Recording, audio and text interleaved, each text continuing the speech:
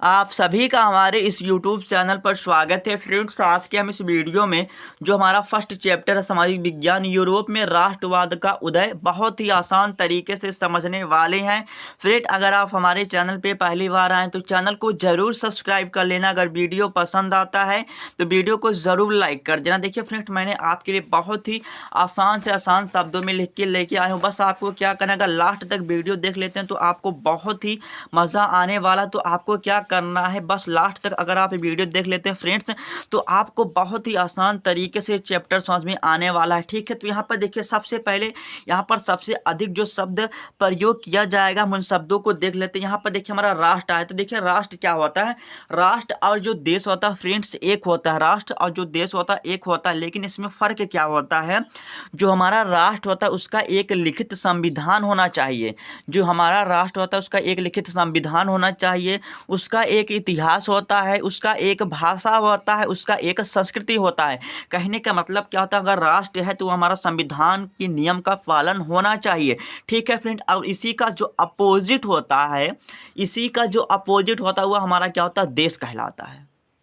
तो देखिए फ्रेंड, आपको समझ में आ चुका है कि राष्ट्र क्या, देखिए जिस देश का मतलब राष्ट्र हो, मतलब जिस देश का इतिहास हो, वह भाषा, सामाजिक नियम का पालन होना चाहिए, तो वो हमारा क्या होता है, राष्ट्र कहलाता है। ठीक है, अब यहाँ से देखिए राष्ट्रवाद है, तो यहाँ पर हम क्या करेंगे, राष्ट्रवाद को समझेंगे। देखिए एक ही भावना को अनुभव कराना, जो एक समान इतिहास, भाषा आदि के सब लोगों को सहभागी हो। कहने का मतलब अगर राष्ट्रवाद कहे मतलब एक ही सभी लोगों का जो विचारधारा है एक ही होना चाहिए। राष्ट्रवाद में क्या होता है, अगर वाद लग जाता है, इसके कहने का मतलब क्या होता है, उसी को और बढ़ावा देना। जैसे यहाँ पर राष्ट्र कहा तो आप क्या करेंगे, देश को बढ़ावा देंगे, मतलब राष्ट्रवाद को क्या करेंगे, बढ़ावा देंगे। तो राष्ट्रवाद को बढ़ावा देने के लिए आप क्या करेंगे, एक ही जैसे आपको भावना रखना पड़ेगी। तो बिल्कुल भैया आपको भावना रखना पड़ेगा, एक ही जैसा मतलब इतिहास हो। ठीक है, इतिहास और उसमें कोई माने नहीं है, मतलब भाषा तो होनी चाहिए, मतलब कोई माने नहीं कि उसमें एक ही धर्म के हो। जैसे हमारा जो भारत देश है उसमें क्या है, मतलब बहुत से धर्म के लोग रहते हैं, फिर भी हम लोग क्या कहें, एकदम राष्ट्रवाद है। ऐसा क्यों, क्योंकि हमने अपने देश को विकसित करने के लिए हम यहाँ पर कोई भी जो धर्म है उसमें विविधता उत्पन्न नहीं करते। अगर आप धर्म में विविधता उत्पन्न कर देते हैं तो आपका जो राष्ट्रवाद नहीं कहलाएगा। राष्ट्रवाद कहने का मतलब होता है एक ही भावना, एक ही विचार सब के लिए एक समान होना चाहिए। ठीक है, अब यहाँ से देखिए उदारवाद आया, तो उदारवाद का हम थोड़ा अर्थ समझ लेते। देखिए उदारवाद शब्द की उत्पत्ति 19वीं शताब्दी यूरोप में मध्यम वर्ग के लोगों ने किया था। उदारवाद का अर्थ होता है सभी लोगों के एक जैसा समान समझना और सभी लोगों को बराबर का दर्जा देखना। देखिए फ्रेंड, उदारवाद का कहने का मतलब, देखिए उदारवाद जो शब्द है इसकी जो उत्पत्ति हुई है, मतलब ये शब्द निकला कहाँ है, 19वीं शताब्दी यूरोप के मध्यम वर्ग। तो देखिए फ्रेंड, मध्यम वर्ग क्या होता है, वो सबसे पढ़े लिखे, मतलब ये ज़्यादा ना ही अमीर होते हैं ना ही क्या होते ज़्यादा गरीब होते, बट लेकिन ये शिक्षित होते हैं।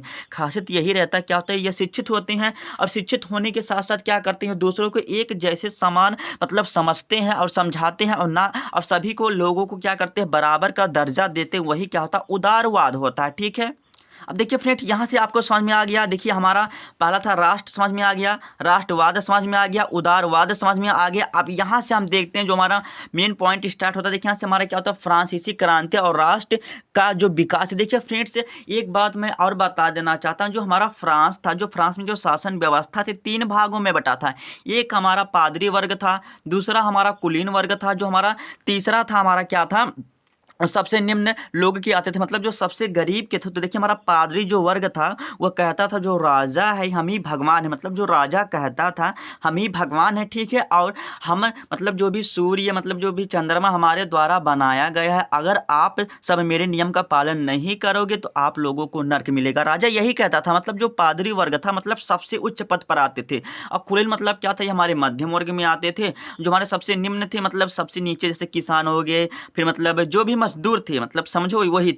समझ में आया। अब देखिए यहाँ पर देख लेते हैं पहला पॉइंट क्या है, फ्रांसीसी क्रांति 5 मई 1789 ईस्वी में हुई थी। हम सब जानते हैं जो फ्रांसीसी क्रांति हुआ था 5 मई 1789 ईस्वी में हुआ था। ऐसा क्यों हुआ था, फ्रांस में क्रांति क्यों हुआ था, फ्रांस में क्रांति इसलिए हुआ था क्योंकि अत्याचार ज़्यादा कर रहा था। जो राजा था कर को बढ़ा दिया था, कर को बढ़ा दिया था और कहता था कि हम ही भगवान है, हम ही को सब लोग मानो। अगर तुम लोग मुझको नहीं मानोगे तो जब आप लोगों का मृत्यु होगा तो आप लोगों को नर्क मिलेगा, ठीक है। इसीलिए क्या करते थे सभी लोग, मतलब जनता का, मतलब जो राजा थे शोषण करते थे। इसीलिए फ्रांसीसी क्रांति 5 मई 1789 ईस्वी में हुआ, ठीक है। देखिए फ्रेंड्स, मैं यहाँ लिख के इतना लेके आया हूँ बस आपको समझने के लिए, बस आपको समझना है, ठीक है। यहाँ पर जो लिखा है आपको रटने की आवश्यकता नहीं है। जैसे अगर फ्रांसीसी क्रांति आ गया, लेकिन आप जैसे जितना पढ़ेंगे आप उतना लिख सकते, लेकिन अगर आप समझेंगे तो आप बना के लिखते जाइए। अभी मैं चाहता ना तो अभी इसको इतना लिख सकता कि खत्म ही नहीं होगा, लेकिन बस आपको समझना है। देखिए यहाँ से दूसरा क्या है, फ्रांसीसी क्रांति में वहां की जो जनता अधिनायकवाद को हटाकर लोकतंत्र या प्रजातंत्र का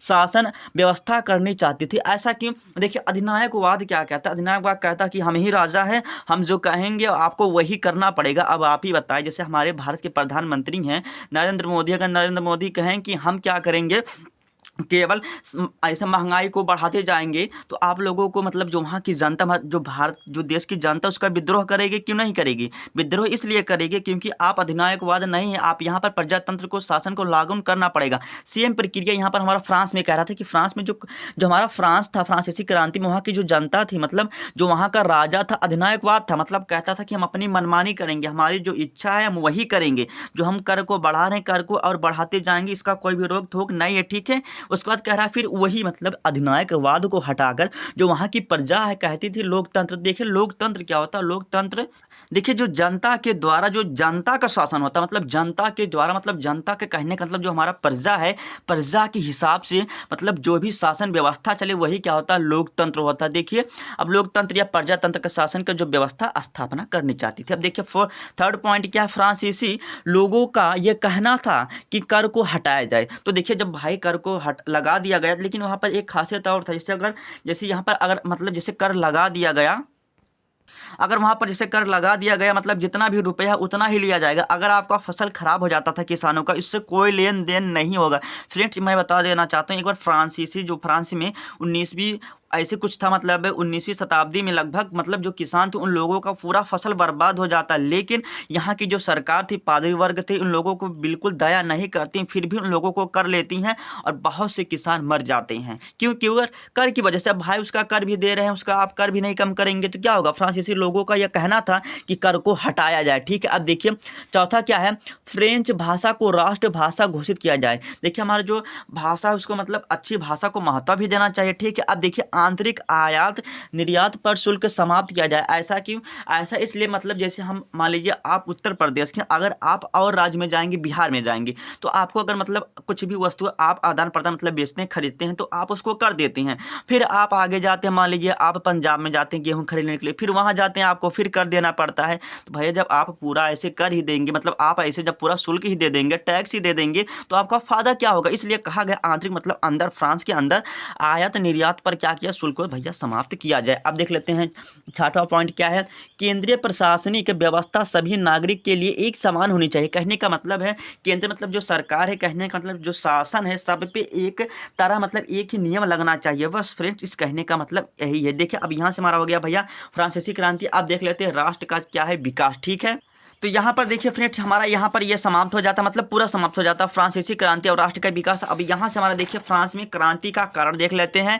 फ्रांस में क्रांति का कारण क्या? देखिए यहाँ पर निरंकुश राजतंत्र आया। देखिए यहाँ पर राजतंत्र क्या होता है, मतलब जो राजा का स्वयं शासन, वही क्या होता है, राजतंत्र। अब देखिए यहाँ पर आपको रटने की आवश्यकता नहीं है।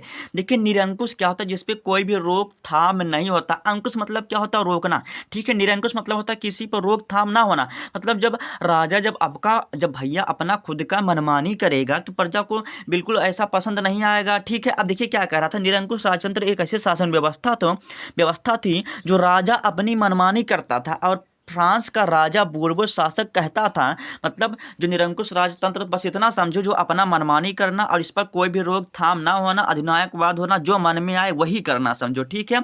अपना मनमानी करता था। और फ्रांस का राजा बोर्बो जो शासक कहता था कि ना तो पुरानी बातें भूलते थे, मतलब पुरानी बात भूलते ही नहीं थे, और ना ही वह नई बात सीखते थे। अब कैसे सीखेंगे? जब अपना मनमानी करेंगे तो पुरानी बात कैसे बोलेंगे, और क्या करते, और ना ही नई बात सीखते थे। अब देखिए फ्रेंड, अब देखिए अयोग्य राजा क्या होता है, योग मतलब क्या होता है, एक कुशल होता है। कुशल मतलब क्या होता है, एक पढ़ा लिखा हो। अब यहाँ पर अयोग्य है।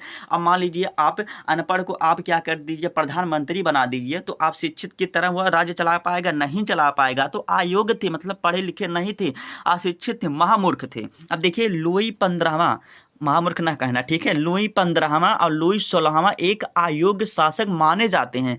मतलब जो लुई 15वां था, लुई 16वां था, एक अयोग्य शासक माना जाता है जो सही ढंग से निर्णय व शासन नहीं ले पा रहा था। अब जब शिक्षित नहीं होगा, पढ़ा लिखा नहीं होगा, तो सही तरीके से डिसीजन बिल्कुल नहीं ले पाएगा। तो यही कह रहा था कि जो लुई 15वां लुई 16वां था, जो एक आयोग शासक था जो सही ढंग से निर्णय व शासन नहीं ले पा रहा था, जिसके कारण फ्रांस की जो जनता थी इसका विद्रोह करी। बिल्कुल विद्रोह करेगी। आप जब आयोग शासक बन जाएंगे, मतलब शासन ये मतलब जो भी है, जब आप शासन को अच्छी तरह से नहीं चला पाएंगे तो शासन मतलब जो जनता होगी इसका विद्रोह करेगी करेगी। अब देखिए पादरी वर्ग, तो मैंने बताया जो पादरी वर्ग था ये फ्रांस में सबसे उच्च पद पर आते थे। देखिए यहाँ पर लिखा क्या है, फ्रांसीसी पुरातन व्यवस्था में पादरी प्रथम स्टेटस आते थे, मतलब ये सबसे उच्च पद पर थे, ठीक है।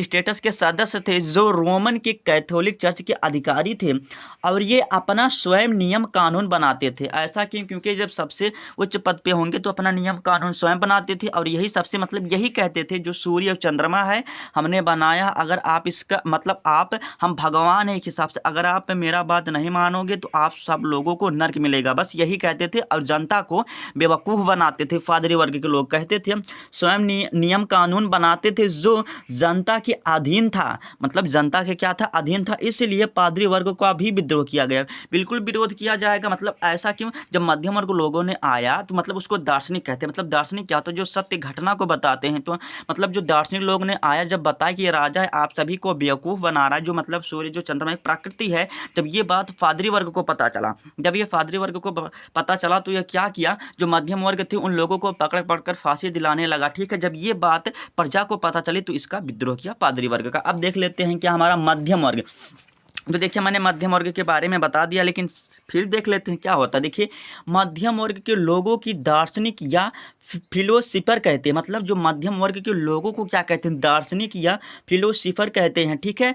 अब देखिए दार्शनिक क्या होता है? मतलब जो सत्य घटना को बताते। जैसे जो पादरी वर्ग के लोग थे, जो राजा थे, वो जनता को बेवकूफ़ बनाते थे, कहते थे जो सूर्य चंद्रमा पृथ्वी जो भी है हमने बनाए। लेकिन जब दार्शनिक ने इनको सत्य घटना पर बताया, तो जब सत्य घटना पर बताया तो यही पे कह रहा है कि दार्शनिक वही होता है जो सत्य घटना को बताते हैं, ठीक है। मतलब फिलोसफर कहते हैं। ये लोग पढ़े लिखे थे, तो पढ़े लिखे तो बिल्कुल होंगे, जिसके कारण यह सत्य घटना को प्रजा को बताते थे। मतलब मैंने जो बताया फ्रेंड्स, जिसके कारण यह सत्य घटना प्रजा को बताते थे, और जब यह बात राजा को पता चलती तब राजा सभी मध्यम वर्ग को दबाना शुरू कर दिया। मतलब अगर जैसे ये बात जब पूरा प्रजा को बता देगा तो जो हमारा राजा होगा, मतलब राजा का कोई बात मानेगा नहीं, तो इसका जो शासन हो जाएगा उखाड़ फेंक दिया जाएगा। इसीलिए क्या किया, मध्यम वर्ग को ये दबाना प्रारंभ कर दिया। कौन? पादरी वर्ग, मतलब जो थे फ्रांस के जो भी चमते थे इसके पादरी वर्ग के लोग, ठीक है। अब वहाँ से देखिए हमारा खत्म होता है। अब यहाँ से हमारा आता है नेपोलियन का शासन। अब देखिए नेपोलियन का हमारा शासन क्या, देखिए जैकोबिन सरकार के पतन के बाद फ्रांस में सत्ता मध्यम वर्ग लोगों के पास आ जाता है। मतलब जैकोबिन जो सरकार होता है उसका जब पतन होता है, जब उसका विनाश हो जाता है, उसके बाद क्या होता है, जो फ्रांस होता है, फ्रांस में जो पावर मतलब कोई भी जो भी सत्ता होता है मध्यम वर्ग के पास आ जाता है। लेकिन वहाँ पर सत्ता को संभालने वाला कोई नहीं था। अब जैसे वहां पर हमें सत्ता को संभालने वाला कोई नहीं होगा, बिल्कुल नहीं होगा, क्योंकि जो भी शासन को चलाते थे वो हमारे पादरी वर्ग में थे, ठीक है। तो वही कह रहा कि लेकिन वहां पर सत्ता को संभालने वाला कोई नहीं था। लेकिन नेपोलियन एक सेनापति था। जो नेपोलियन था एक वह सेनापति था। जो नेपोलियन था भैया एक सेनापति था, उसे आता था, मतलब उसे सब प्रकार का भैया शासन आता था। मतलब कहा जाए एक हिसाब से जनता को बेवकूफ़ कैसे बनाया जाए, जनता को लालच कैसे दिया जाए, ठीक है। मतलब वो सब प्रकार से जानता था शासन को कैसे चलाया जाए, ठीक है। वही कह रहा है नेपोलियन कहाँ था हमारा, नेपोलियन एक सेनापति था और उसे शासन करने तथा राज्य व राष्ट्र को चलाने अच्छी तरह से आता था। मैंने बताया अच्छी तरह से चलाता था, मतलब चलाने आता था, जिसके कारण वह स्वयं 1804 ईस्वी में फ्रांस का स्वयं राजा घोषित कर दिया। तो 1804 में क्या हुआ, वो फ्रांस में स्वयं राजा घोषित कर दिया। देखिए यहाँ पर नेपोलियन कैसे गद्दी पर बैठा। जब जैकोबिन सरकार का जब पतन हो गया उसके बाद क्या हो गया, फ्रांस में मध्यम वर्ग में सत्ता संभालने वाला कोई नहीं था। जब सत्ता संभालने वाला कोई नहीं था तो उनके मध्य एक सेनापति था जिसका नाम था नेपोलियन। तो नेपोलियन ने क्या किया, वह स्वयं ही अपना मतलब स्वयं ही 1804 ईस्वी में फ्रांस का राजा घोषित कर दिया। इतना करने के बाद देखिए यहाँ पर जो आता हमारा नेपोलियन संहिता, जिसे नेपोलियन कोड के नाम से भी जाना जाता है। देखिए फ्रेंड, ये मोस्ट इंपॉर्टेंट है। नेपोलियन जो संहिता, ये बोर्ड एग्जाम में हर साल पूछा जाता है। ठीक है, देखिए नेपोलियन संहिता क्या होता है। नेपोलियन संहिता कहने का मतलब क्या है, जब नेपोलियन बना तो इन्होंने क्या क्या बदलाव किया। ठीक है, यहाँ पर देखिए जन्म से विशेषाधिकार को समाप्त कर दिया। कहने का मतलब क्या है, कहने का मतलब यही है जैसे हमारा लुई 15वां, लुई 16वां, मतलब लुई 18, मतलब देखिए लुई 15वां हो गया, 16वां हो गया, मतलब ऐसे लुई चलता जाता था। तो उनके पुत्र शासन करते थे, मतलब वही तो जन्म से विशेष अधिकार को खत्म कर दिया। अब ये नहीं कहा गया मतलब लुई 15वां का अगर बेटा होगा लुई 16वां गद्दी पर नहीं बैठेगा, उसका चुनाव होगा। तो यही करा कि जन्म से विशेष अधिकार को समाप्त कर दिया गया। अब देखिए यातायात और संचार व्यवस्था को सुधारा गया। फिर देखिए सभी लोगों को बराबर का दर्जा दिया गया। देखिए ऐसा भी होता था, जो फ्रांस था सभी लोगों को बराबर का दर्जा नहीं दिया जाता। अगर सभी लोगों को बराबर का दर्जा दिया ही जाता तो फ्रांस में 5 मई 1789 को क्रांति ही क्यों होता। सभी लोगों को बराबर का दर्जा भी नहीं दिया जाता था, वह उसको भी हटा दिया, मतलब ये भी नियम नहीं लगेगा और सभी लोगों को अब बराबर का दर्जा दिया जाएगा। ठीक है, अब देखिए जो किसान को जमीन थी जागीरों से शुल्क दिलाई, मतलब जो किसान की जमीन थी वो ले रहे थे और उन्हीं से खेती करवा रहे थे, तो उनकी जो मतलब जो खेती थी, मतलब जो भी खेत था उनको मुफ्त में किसानों को दिला दिया। ठीक है, कौन दिलाया, नेपोलियन दिलाया। अब देखिए यहाँ से कारखानों में सभी लोग अच्छी तरह से कार्य करते थे, लेकिन काम के हिसाब से वेतन नहीं दिया जाता था। इस व्यवस्था को भी हटा दिया गया। कहने का मतलब देखिए जैसे हमारे कारखाना था, तो कारखाना में मतलब कोई भी थे, जैसे मतलब पादरी वर्ग के थे, कुछ सामंत थे, कुछ उनके चमचे थे। तो चमचे लोग क्या करते थे, वहाँ पर जैसे 8 घंटा काम है तो 2 घंटा काम करते, लेकिन जो गरीब लोग काम करते थे, जैसे गरीब लोग मान लीजिए निम्न वर्ग के लोग अगर काम करते थे 8 घंटा, तो 8 घंटा के हिसाब से वेतन नहीं दिया जाता था। लेकिन वही जो पादरी के चमचे थे, मतलब जो सामंत लोग थे, उन लोगों को मतलब वेतन अच्छी टाइम से दिया भी जाता था और 8 घंटे के हिसाब से ज़्यादा पैसा दिया जाता था। तो यही कह रहा कि कारखानों में सभी लोग अच्छी तरह से कार्य करते थे, लेकिन काम के हिसाब से वेतन नहीं दिया जाता था, और इस व्यवस्था को भी नेपोलियन ने हटा दिया। देखिए नेपोलियन एक बहुत ही अच्छा कार्य कर रहा था। तो मतलब नेपोलियन कुछ समय तक क्या हुआ, फ्रांस में बहुत ही अच्छा कार्य किया, लेकिन वो क्या करने लगा, धीरे धीरे अपना विस्तार करने लगा। देखिए यहाँ पर जो वियना संधि, आप देखिए वियना संधि बहुत ही फेमस है। देखिए हम इसको भी बहुत ही आसान तरीके से समझेंगे। देखिए तो वियना संधि, देखिए जो हमारा पहले समझो, थोड़ा पहले मोटी मोटी बात समझो। देखिए जो हमारा नेपोलियन था वो मतलब जैसे फ्रांस को विकसित कर रहा, तो वो क्या करना लगा, धीरे धीरे अलग अलग मतलब जो उसके पड़ोसी जो देश थे उसको हड़पने लगा। जब उसको हड़पने लगा तो उसके जो बगल के देश थे, यहाँ पर देखिए रूस ऑस्ट्रेलिया ने सोचा अगर ये ऐसे हड़पने लगेगा तो एक शक्तिशाली देश बन जाएगा। जब शक्तिशाली देश बन जाएगा तो इसका हम विद्रोह नहीं कर सकेंगे। तो इसी के कारण कुछ हम आगे देखेंगे। ठीक है, अभी देखेंगे तो और समझ में आएगा। अब देखिए यहाँ से वियना संधि क्या होता है, मतलब अब वियना संधि को देखेंगे। यहाँ पर देखिए जब नेपोलियन अपने देश को विकास कर रहा था, मतलब जो नेपोलियन था अपने देश का जब विकास कर रहा था, तो तब नेपोलियन ने सोचा कि बाहर देश को भी कब्जा करेंगे। मतलब वो सोचा अगर हम अपने देश का विकास करें तो जो बाहर के मतलब जो पास में देश है उसको अपने में कर लेंगे। बस वही कह रहा कि करेंगे। तब नेपोलियन धीरे धीरे करके बाहर के देश को कब्जा करना शुरू कर दिया। जब यह बात बगल के देश को पता लगी कि प्रसा, रूस, ऑस्ट्रेलिया, ठीक है, और एक देश और था, ब्रिटेन भी था, मतलब ब्रिटेन को भी जब पता लगा, प्रसा, रूस, ऑस्ट्रेलिया को जब यह बात पता चला, तब इन चारों देशों ने मिलकर नेपोलियन को हराने के लिए व्यवस्था करने लगे और अंत में 1815 में वाटरलू में नेपोलियन को हरा देते हैं। ठीक है, ये मतलब जो चारों देश थे भैया मिलकर हरा दिए। देखिए मैं यहाँ से फिर से बताता हूँ। देखिए जो बिना संधि क्या थी, देखिए जो नेपोलियन था जब अपने देश का विस्तार करने लगा, तो वह क्या करा कि सोचा हम मतलब जो अगल बगल के देश हैं उसको अपने देश में शामिल कर लेंगे। धीरे धीरे वह करना शुरू कर दिया। लेकिन बाहर के देश को जब यह पता चला, जैसे रूस हो गया, ऑस्ट्रेलिया हो गया, तो इन देशों ने इसका विद्रोह किया। क्यों? क्योंकि आप दूसरे देश को कब्जा नहीं कर सकते हैं। ठीक है, तो आप विद्रोह नहीं कर सकते थे। तो उन्होंने क्या किया, जब नेपोलियन नहीं माना तो 4 देश ने मिलकर, 4 देश थे, रूस, ऑस्ट्रेलिया थे, फिर प्रसा था, ब्रिटेन था, इन लोगों ने चारों देश ने मिलकर जो नेपोलियन थे उसको वाटरलू युद्ध में 1815 में हरा दिया। जब 1815 में हरा दिया तो देखते हैं इसके आगे की कहानी क्या होती है। देखिए जब 1815 में जब वाटरलू युद्ध में हार जाता उसके बाद वहाँ की जनता के मतलब जो 4 देश के लोग सेनापति मतलब कुछ भी थे वहाँ के लोगों के मतलब फ्रांस के लोगों को मारना शुरू कर देते थे। लेकिन जब फ्रांस की जनता ने कहा देखिए जो अपराधी थी मतलब अपराध एक हिसाब से मतलब जो नेपोलियन था आप उसे मार दिए हो लेकिन मुझे मत मारो क्योंकि जो अपराधी था आप उसे मार दिए मुझे मत मारो। तो वहाँ के मतलब जो 4 देश ने कहा ठीक है हम आप सभी को कुछ नुकसान नहीं करेंगे लेकिन जो भी हमारा नुकसान हुआ है इस युद्ध में आप सभी को क्या करना पड़ेगा भैया भरपाई करना पड़ेगा। देखिए यहाँ पर लिखा है कहा हम सबको कुछ नहीं मतलब मारेंगे नहीं तो नुकसान जो हुआ आप सभी को भरपाई करना पड़ेगा तथा फ्रांस में बूर्बो शासक आ जाता। मतलब कहने का मतलब यही है जो 4 देश थे भैया नेपोलियन को हरा देते। देखिए ध्यान से सुनना जो 4 देश थे जब नेपोलियन को हरा देते हैं तो नेपोलियन को हराने के बाद वहाँ की जो जनता होती है फ्रांस के जब ये सब लोग मारने जाते हैं तो वहाँ की जनता कहती फ्रांस की जनता कहती है कि जो भी अपराधी था मतलब जो भी गुनहगार था आप उसे मार दिए आप मुझे मत मारो। तो वहाँ के जो भी 4 देश थे उन लोगों ने कहा हम आप सभी को नहीं मारेंगे लेकिन जो भी हमारा नुकसान हुआ आप सभी को भरपाई देना पड़ेगा ठीक है। और वहाँ से जो बूर्बो शासक था वह ललचा रहा था कि हमें फिर से गद्दी मिल जाए और फिर से वही शासन आ जाता और यही हमारा क्या थी वियना संधि थी ठीक है। वियना संधि यही थी। अब देखिए यहाँ से क्या हमारा जाल वेराइन क्या था। देखिए जाल जो वेराइन था एक शुल्क संघ था जिसकी स्थापना 1834 ईस्वी में प्रशा के द्वारा किया गया था। मतलब जो जाल वेराइन था एक शुल्क संघ था तो जर्मन लोगों को आर्थिक रूप से एक राष्ट्र में बांधना था। मतलब जो जाल जो वेराइन था कहने का मतलब यही था कि जर्मन लोगों को आर्थिक रूप से एक राष्ट्र में बांधना था। तो आपको ध्यान रखना कि जाल जो वेराइन था क्या था जाल वेराइन एक शुल्क संघ था जिसकी स्थापना 1834 ईस्वी में प्रशा के द्वारा किया गया था।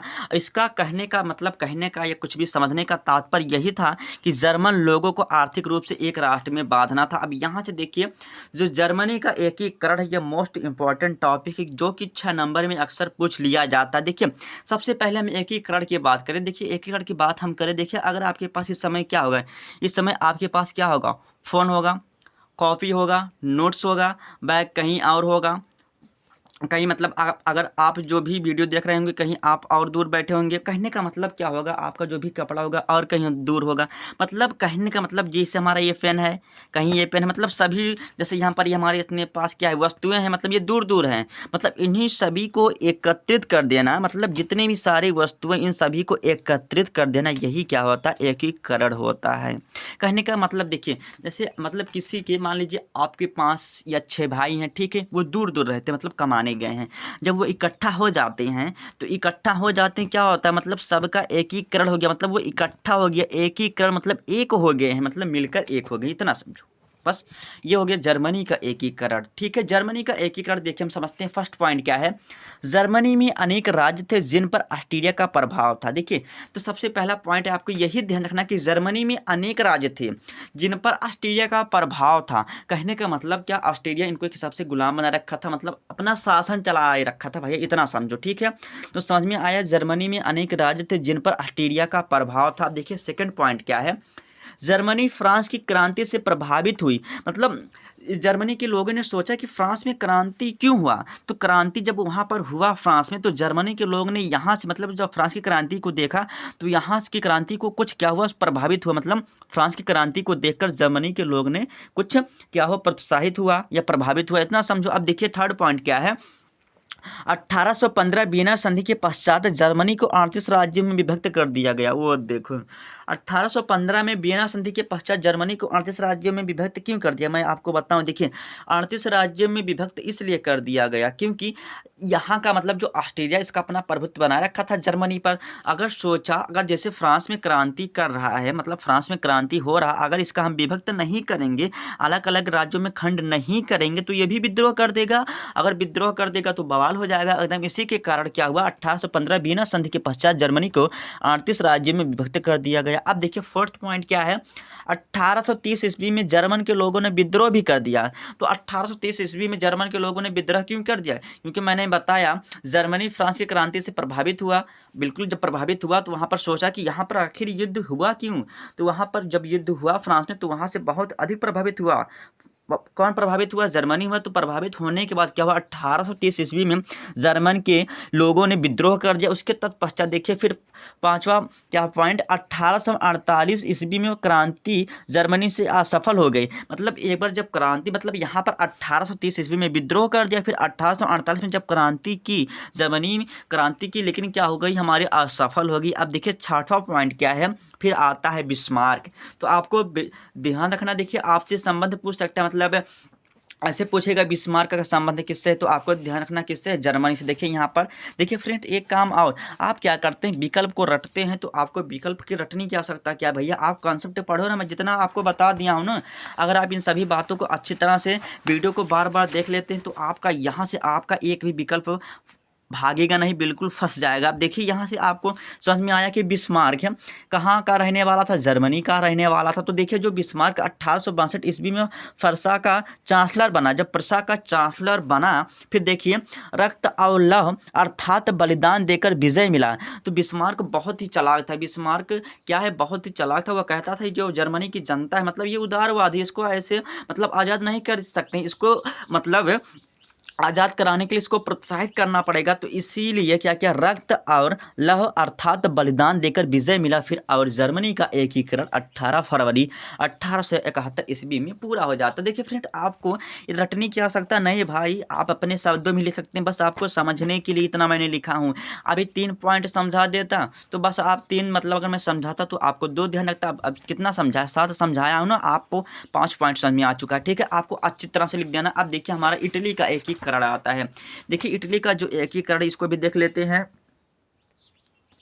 देखिए जो इटली का एकीकरण, इसमें सबसे बड़ी जो भूमिका निभाते हैं जोसेफ मोजनी, जिसे जोसेफी मोजनी भी कहते हैं। अब देखिए जोसेफी मोजनी क्या, हमारा देखिए फर्स्ट पॉइंट क्या है? जोसेफी मोजनी इटली में राष्ट्रवाद का अग्रदूत माना जाता है। देखिए यहाँ से पहला विकल्प बना कि इटली का, मतलब इटली राष्ट्रवाद का अग्रदूत किसे माना जाता, तो आपको ध्यान रखना है इटली का। अब देखिए अगर पूछेगा कि जेसीपी मजनी का संबंध किससे है, तो इटली का।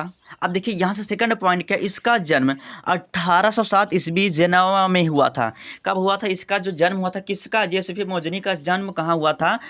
जेनेवा में हुआ था। कब हुआ था? 1807 ईस्वी में हुआ था। देखिए फ्रेंड, मैं जितना भी लिख के लेके आया आपके लिए, मतलब बकवास नहीं, जितने भी सारे पॉइंट्स हैं इंपॉर्टेंट इसको बनाने में फ्रेंड, देखिए मुझे 2 से क्या, हाँ मतलब 2.5 दिन तक लगा। मतलब बहुत ही सटीक, मतलब बहुत ही बुक का एकदम निचोड़ लेके आ जाए। देखिए फ्रेंड, मैं आपको बहुत ही कम टाइम में पूरा मतलब जो अध्याय समाप्त करा दिया, और बहुत ही आसान तरीके से मैं समझाऊंगा। ठीक है, करा दूंगा अध्याय समाप्त। अभी बहुत ज़्यादा लगेगा, 10 मिनट नहीं बल्कि 5 मिनट लगेगा, पूरा अध्याय आपका समाप्त हो जाएगा और आपको बहुत ही अच्छी तरह से समझ में आ जाएगा। ठीक है, अब देखिए थर्ड पॉइंट क्या है? जेसीपी मोजनी यंग इटली, ये तो आपको महा इंपॉर्टेंट है भाई। जेसीपी मोजनी यंग इटली सोसाइटी और बर्न यंग यूरोप की स्थापना की। आपको इसको तो ध्यान रखना ही रखना। आपको क्या करना, जब आप आंसर लिखते हो बस आपको इन्हीं सभी पॉइंट्स को लिख देना है।